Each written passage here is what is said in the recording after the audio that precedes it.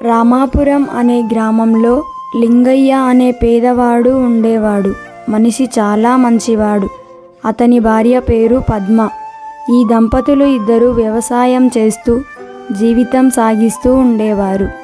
పద్మ, నేను పొలానికి వెళ్ళి పొలం పనులు చూసుకుని వస్తాను. వచ్చే వరకు వంట చేసి పెట్టు, సరేనా?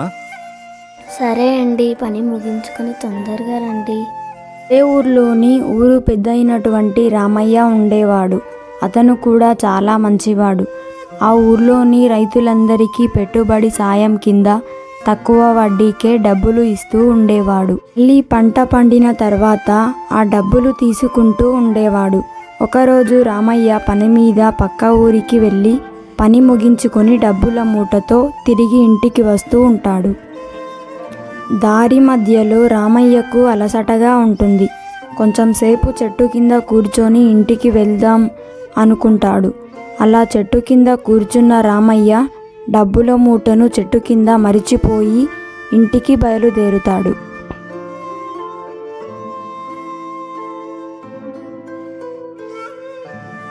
అంతలో పొలం పనులు పూర్తి చేసుకొని అటుగా వస్తున్న లింగయ్యకు ఆ డబ్బుల మూట కనిపిస్తుంది. అయ్యో పాపం, ఎవరో చెట్టు కింద కూర్చొని డబ్బుల మూటను మరిచిపోయారు అని తనలో తాను అనుకుంటాడు.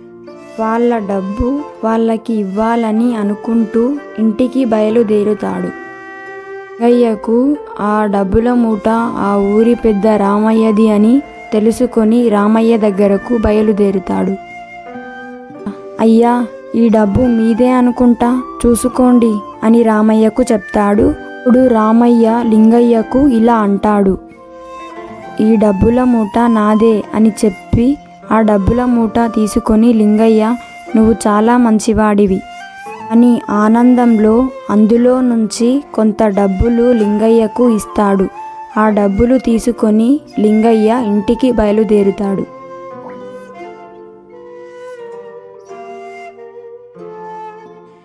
ఇంటికి వచ్చిన లింగయ్య జరిగిందంతా భార్య పద్మకు చెప్పి ఆ డబ్బు ఇస్తాడు.